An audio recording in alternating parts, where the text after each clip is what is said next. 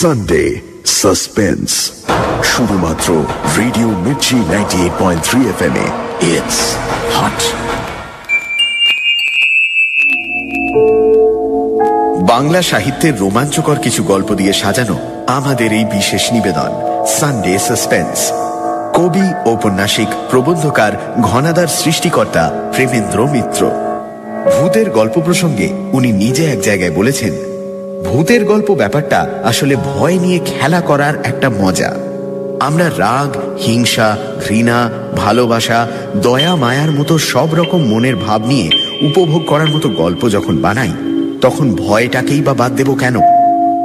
Sunday সাসপেন্সে আজকে প্রেমেন্দ্র মিত্রর লেখা মাঝরাতের call. প্রধান চরিত্রে ডাক্তার, রাস্তার ধারে হঠাৎ দেখা হওয়া একটি লোক এবং মুমূর্ষু রোগী। গল্প পাঠে মীর, গল্পের সূত্রধার দীপ।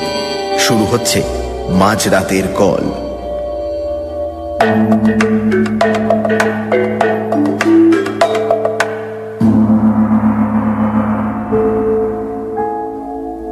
যে 5টা ইন্দ্রিয় দিয়ে আমরা পৃথিবীকে জানি, তাদের ত্রুটি অনেক অনেক রকম ভুল তাদের হয়। তবু আমাদের মতো সাধারণ মানুষের তাদের উপর বিশ্বাস অগাধ। অগাধ বিশ্বাস আমাদের সাধারণ বুদ্ধির ওপর। এই কটা ইন্দ্রিয়ের নাগালের মধ্যে না এলেই আমরা অনায়াসে অনেক কিছুকে উড়িয়ে দিই। বুদ্ধি দিয়ে আমরা কঠিনভাবে সত্য বা মিথ্যা বলে সব কিছুর উপর রায় দিই। কিন্তু এমন অনেক জিনিস আছে যা সত্য মিথ্যার মাঝামাঝি জগতের, যেখানে বুদ্ধি থই পায় না, ইন্দ্রিয় হার মেনে যায়। সেই রকম একটা কাহিনী আজ বলতে বসেছি। গোড়ায় নিজের একটু পরিচয় দেওয়া ভালো। পশ্চিমের কোনো একটি মাঝারি গোছের সমৃদ্ধ শহরে আমি ডাক্তারি করি। শহরের নামের কোনো প্রয়োজন এ গল্পে নেই, সুতরাং নামটা নাই করলাম। সেদিন রাত্রে শহরের প্রায় বাইরে বহু দূরের একটা কল সেরে একলাই ফিরছিলাম। একে দারুণ শীত এবছর, তার উপর রাত অনেক হওয়ায় ঠান্ডা অত্যন্ত বেশি পড়েছিল। পুরু পুরু গোটা কত গরমের জামা থাকা সত্ত্বেও সব ভেদ করে মনে হচ্ছিল ঠান্ডা হাওয়া আমার পাঁজরার ভেতরে গিয়ে ঢুকছে। আসছিলাম আমার পুরনো মোটরে। এ মোটর আমি আজ 10 বছর ধরে একাই চালিয়ে ফিরছি, কিন্তু এখন মনে হচ্ছিল সঙ্গে একজন শফার থাকলেই বুঝি ভালো হতো। এই দারুণ শীতে স্টিয়ারিং হুইল ধরে সমস্ত হাওয়ার ঝাপটা সহ্য করার যে কষ্ট আর কিছু নেই। আমাদের শহরটি অত্যন্ত ছড়ানো। বড় বড় কয়েকটি রাস্তাকে আশ্রয় করে চারিধারে অনেক দূর পর্যন্ত সে বিস্তৃত হয়ে আছে, কিন্তু জমাট বাঁধেনি। অনেক সময় এক প্রান্ত থেকে আরেক প্রান্তের মধ্যে শুধু একটি নির্জন রাস্তা ছাড়া আর কোনো যোগ নেই। যে রাস্তা দিয়ে আসছিলাম সেটিও অত্যন্ত নির্জন। দুধারে মাঝে মাঝে হর্তুকি বা মহুয়া গাছ, আর রাস্তার দুধারে শুধু শূন্য অসমতল মাঠ। তার ভেতর বাড়িঘর নেই বললেই হয়। কে বাড়ি করবে নির্জন জায়গায়? অন্ধকারে অবশ্য এসব কিছুই দেখা যাচ্ছিল না। আমার মোটরের মিটমিটে আলোয় সামনের পথের খানিকটা দেখা যাচ্ছিল মাত্র। যেতে যেতে মনে হচ্ছিল অন্ধকারের সমুদ্রই যেন আমার মোটরের আলোয় কোনো রকমে কেটে চলেছি। শীতের দরুন কষ্ট পেলেও বেশ নিশ্চিন্ত মনেই চলেছিলাম। আমার কারটি পুরনো হলেও মজবুত, বেয়াড়াপনা সে করে না। আধ ঘন্টার মধ্যেই বাড়ি পৌঁছে গরম লেপের মধ্যে আরাম করে যে শুতে পাবো, এ বিষয়ে কোনো সন্দেহ ছিল না। অন্ধকার রাস্তার নিস্তব্ধতার উপর শব্দের ঢেউ তুলে আমার মোটর চলেছে দ্রুত গতিতে। নিজেকে যথাসম্ভব ঢাকাঢুকি দিয়ে রেখে ভেতরে বসে আমি শুধু আমার গরম বিছানাটার আরামের কথাই ভাবছি। ডাক্তারদের মতো পরাধীন আর কেউ নয়। তবু মনে হচ্ছিল একবার বাড়িতে পৌঁছতে পারলে প্রাণের দায় ছাড়া শুধু পয়সার জন্য আর আমায় কেউ বের করতে পারবে না। এখন কোনো রকমে 20-25 মিনিট কাটলেই হয়। কিন্তু হঠাৎ অপ্রত্যাশিত এক ঘটনায় সুখ স্বপ্ন আমার ভেঙে গেল। আমার একান্ত সুস্থ সবল মোটর থেকে থেকে কেমন অদ্ভুত একরকম ধাতব আর্তনাদ করতে শুরু করেছে। মোটরের এরকম আচরণের কোনো কারণই খুঁজে পেলাম না। আজ দুপুরেই আমার মোটরের ভালো রকম সেবা শুশ্রূষা হয়ে গেছে, কোন রকম রোগের আভাস তার ভেতর তখন ছিল না। হঠাৎ তার এরকম আকস্মিক বিকারের কারণ তবে কি? এই দারুণ শীতের রাত্রে অন্ধকার নির্জন এই পথের মাঝে মোটরের এই বেয়াড়াপনায় সত্যি ভীত হয়ে উঠলাম। এখনো প্রায় 7-8 মাইল পথ বাকি। রাস্তার মাঝে মোটর সত্যি অচল হয়ে গেলে করব কি? এই রাত্রে ডাকেও সঙ্গে লোক না আনার নির্বুদ্ধিতার জন্য এবার নিজের উপরই রাগ হচ্ছিল। সঙ্গে একজন লোক থাকলে তবু বিপদে অনেক সাহায্য পাওয়া যেত। দেখতে দেখতে মোটরের আর্তনাদ আরো বেড়ে উঠল। সঙ্গে সঙ্গে মোটরের বেগও মন্থর হয়ে আসছে বুঝতে পারলাম। মোটর চালনার সমস্ত বিদ্যা প্রয়োগ করেও সুরাহা কিছু করতে পারলাম না। কাতরাতে কাতরাতে খানিক দূর গিয়ে আমার মোটর হঠাৎ রাস্তার মাঝে এক জায়গায় একেবারে থেমে গেল, আর তার নড়বার নাম নেই।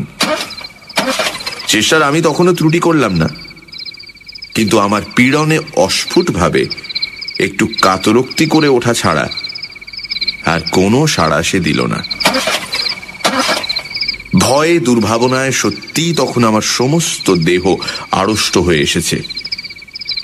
মোটর ফেলে এই দারুণ শীতের মাঝে 7-8 মাইল জনহীন পথ হেঁটে যাওয়ার কথা তো কল্পনা করা যায় না। এই মাঠের মাঝে মোটরে সারা রাত কাটানো অসম্ভব। এখন উপায়? ডাক্তার বাবু! হঠাৎ বুকের ভেতর হৃৎপিণ্ডটা যেন লাফিয়ে উঠল। এই জনশূন্য পথে এমন সময় কে ডাকলে? আবার শুনতে পেলাম, ডাক্তার বাবু! এদিক ওদিক অন্ধকারে তীক্ষ্ণ দৃষ্টি নিক্ষেপ করে এবার দেখতেও পেলাম পথের ধারে ঝাঁকড়া একটা গাছের পাশে আবছা একটি দীর্ঘ শীর্ণ মূর্তি দেখা যাচ্ছে। হঠাৎ এমন জায়গায় কেমন করে তার উদয় হলো বুঝতে না পারলেও সাড়া দিয়ে বললাম, কে তুমি? মনে তখন আমার একটু আশার রেখাও দেখা দিয়েছে। তার আবির্ভাব যেমনই বিস্ময়কর হোক না কেন, লোকটার কাছে সাহায্য পাওয়ার সম্ভাবনা তো আছে। লোকটা সেই জায়গা থেকেই বললে, আমায় চিনবেন না আপনি? চেনবার জন্য আমি তখন ব্যস্ত নই, আমার সাহায্য করবার জন্য একজন লোক তখন দরকার মাত্র। সেই কথায় আমি তাকে বলতে যাচ্ছি, এমন সময় লোকটা আবার বললে, আপনাকে একটু আসতে হবে ডাক্তারবাবু, ভারী অসুখ একজনের। এমন সময় এই অনুরোধে বিরক্ত যেমন হলাম, আশ্চর্য হলাম তেমনি। ঠিক এই সময় রাস্তার ঠিক এই জায়গায় রুগী কি আমার জন্য তৈরি হয়ে বসেছিল?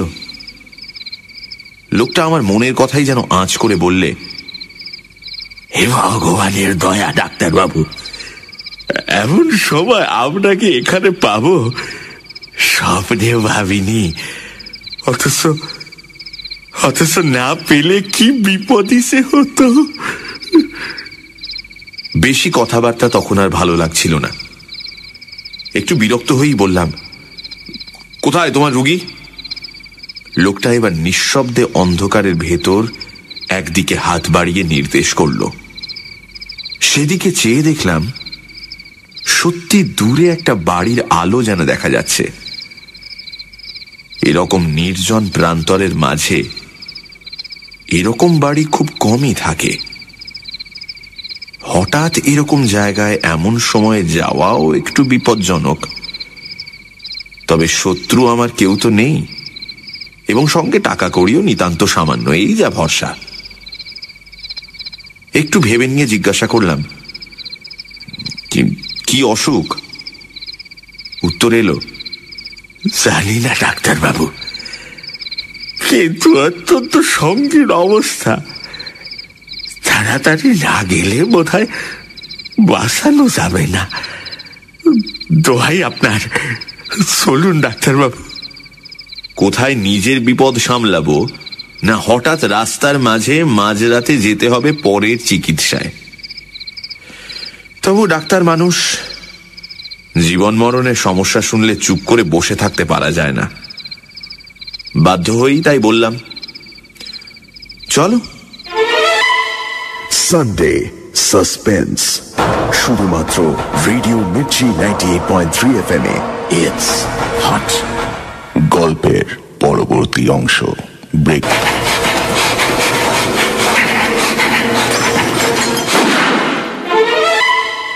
সানডে সাসপেন্স, শুধুমাত্র রেডিও মির্চি 98.3 FM এ। It's hot.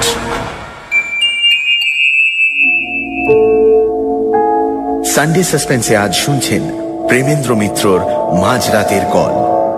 শহর থেকে দূরে একটা কল সেরে এক ডাক্তারবাবু গাড়ি করে বাড়ি ফিরছিলেন। দারুণ শীতের রাত, একেবারে নির্জন রাস্তা। হঠাৎ গাড়িটা খারাপ হয়ে গেল। মাঠের মধ্যে একা দাঁড়িয়ে ডাক্তার ভাবছেন কি করবেন। এমন সময় অন্ধকারের মধ্যে একটি লোক এসে তাকে একটি রোগী দেখতে যাওয়ার অনুরোধ করল। ডাক্তারবাবু ভীষণই অবাক হয়ে জানতে চাইলেন রোগীর কি অসুখ। লোকটি বলল, রোগীর অবস্থা সঙ্গীন এবং তাড়াতাড়ি না গেলে আর তাকে বাঁচানো যাবে না। তারপর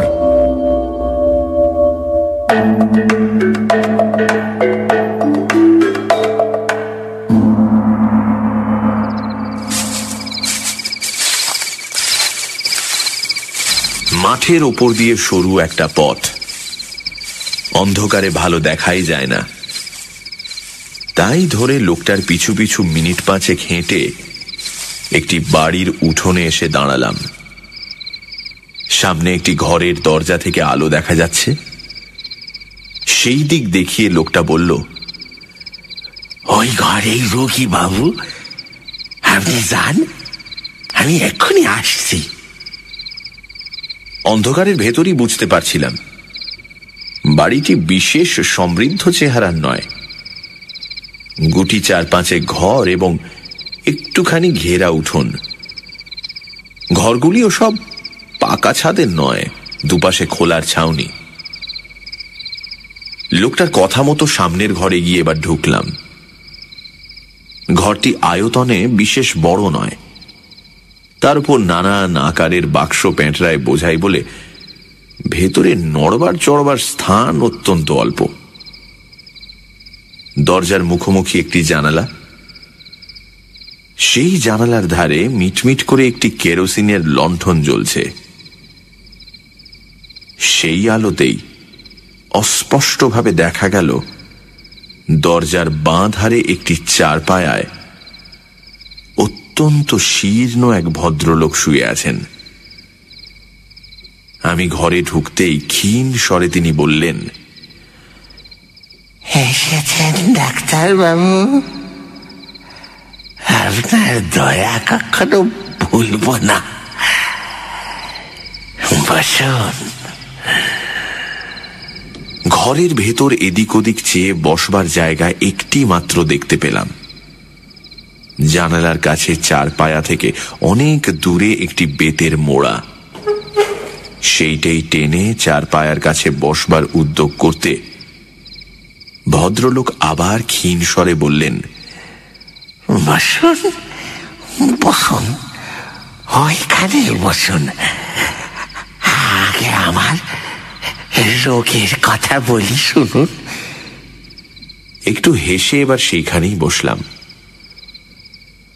রোগীদের নানা অদ্ভুত বাতিকের সঙ্গে আমার যথেষ্ট পরিচয় আছে।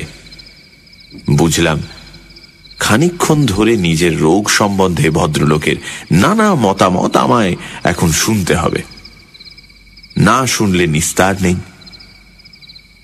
ক্ষীণ স্বরে প্রথমেই তিনি আরম্ভ করলেন, আমার রোগ কি সারাতে পারবেন ডাক্তারবাবু? পারবেন আমাকে বাঁচাতে? একটু হেসে বললাম, সেই চেষ্টা করাই তো আমাদের কাজ। আর বাঁচবেন নাই বা কেন? একটু অদ্ভুত হাসির আওয়াজ এলো খাট থেকে।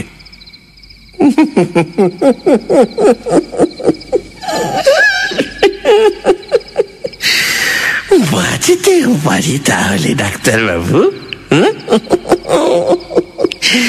কেমন? বললাম, ডাউনলোড করতে চলে আসুন bengalimp3songs.in। Thank you.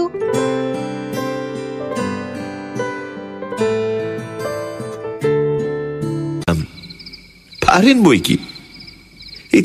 কি এমন হয়েছে আপনার? না, তেমন আর কি হয়েছে। ভদ্রলোক আবার যেন হাসলেন, তারপর বললেন, ডাক্তারদের অনেক ক্ষমতা, না? কিন্তু ধরুন তাতেও যদি না বাঁচি, যদি আজ রাত্রেই মারা যায়। রোগীর এই অর্ধোন্মত্ত প্রলাপের উত্তরে কি যে বলবো কিছুই ভেবে পেলাম না। মনে মনে তখন এই বিলম্বের জন্য অস্থির হয়ে উঠছি। রোগী আবার বললেন, যদি যদি আপনি থাকতে থাকতেই মারা যায় ডাক্তারবাবু, কি হবে তাহলে? কে আপনার ফি দেবে?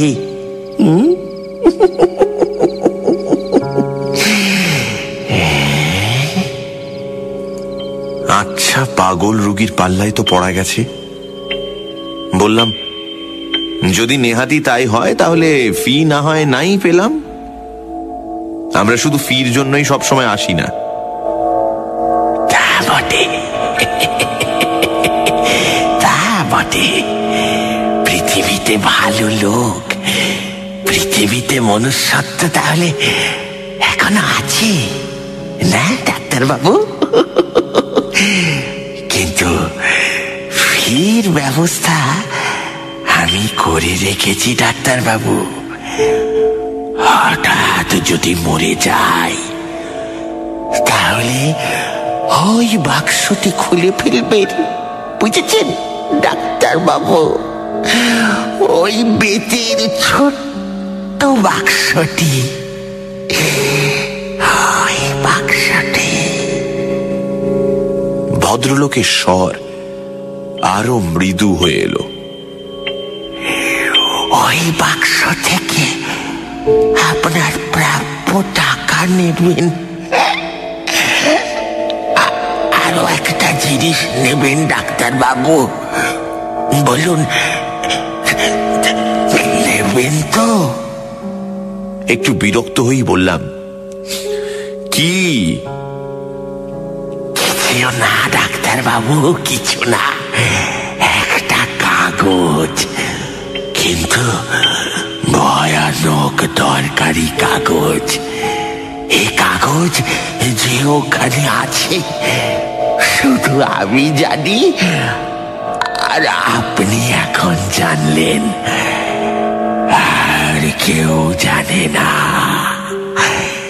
জানলে আর ওখানে ওটা থাকতো না। ভদ্রলোক একটু চুপ করে থেকে একটু হেসে আবার বললেন,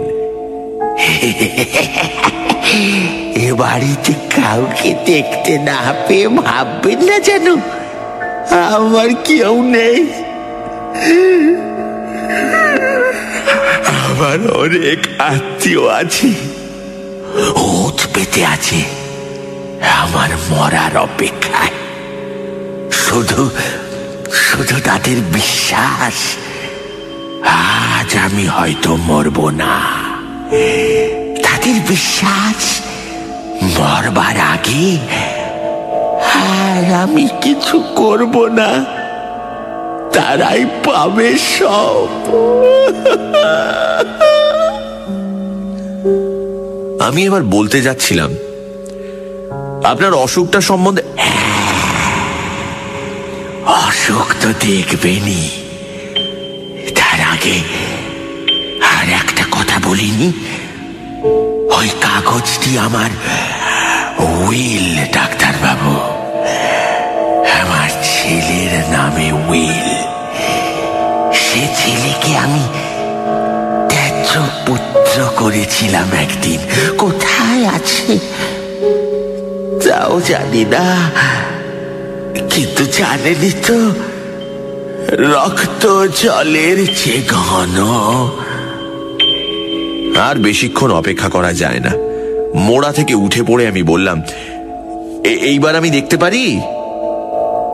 খাট থেকে আওয়াজ এলো, দেখুন। আমি খাটের কাছে এগিয়ে গিয়ে রুগীর নাড়ি দেখবার জন্য হাতটা তুলে ধরলাম, এবং পর মুহূর্তেই সেই দারুণ শীতের ভেতরও আমার সমস্ত দেহ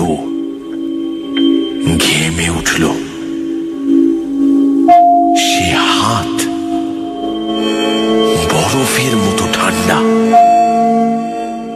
রোগী মৃত। শুধু মৃত হলে এতখানি আতঙ্কের আমার বোধহয় কারণ থাকতো না, কিন্তু ব্যাপার যে আলাদা। ডাক্তারি শাস্ত্রে যদি কিছু সত্য থাকে,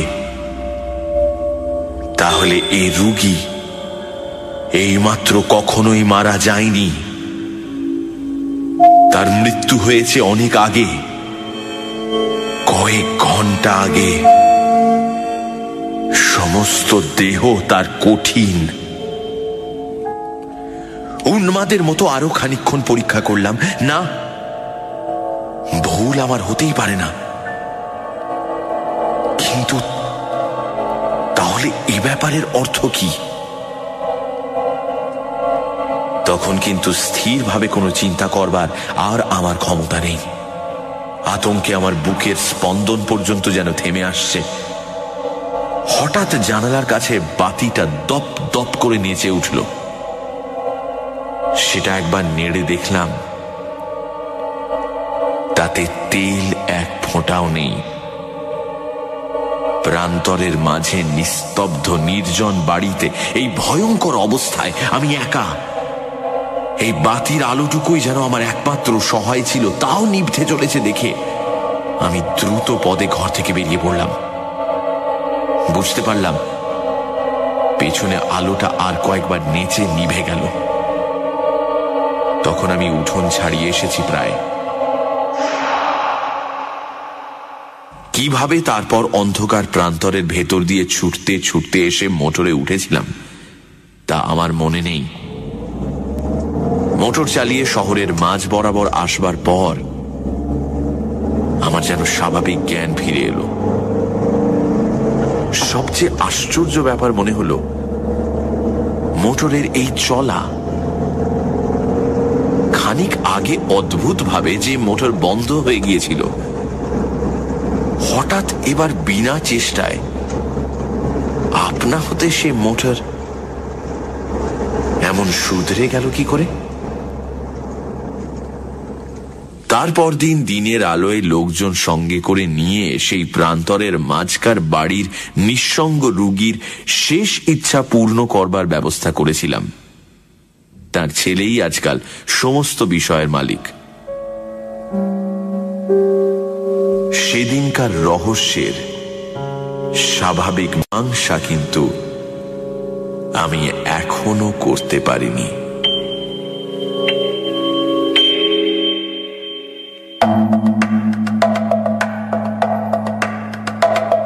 শুনছিলেন মাঝরাতের কল।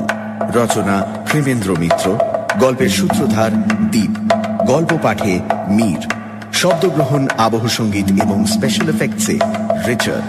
পরিকল্পনা ও পরিচালনায় ইন্দ্রাণী। রেডিও মির্চির তরফ থেকে আন্তরিক ধন্যবাদ লেখক পুত্র শ্রী মৃন্ময় মিত্রকে আমাদের পাশে থাকার জন্য।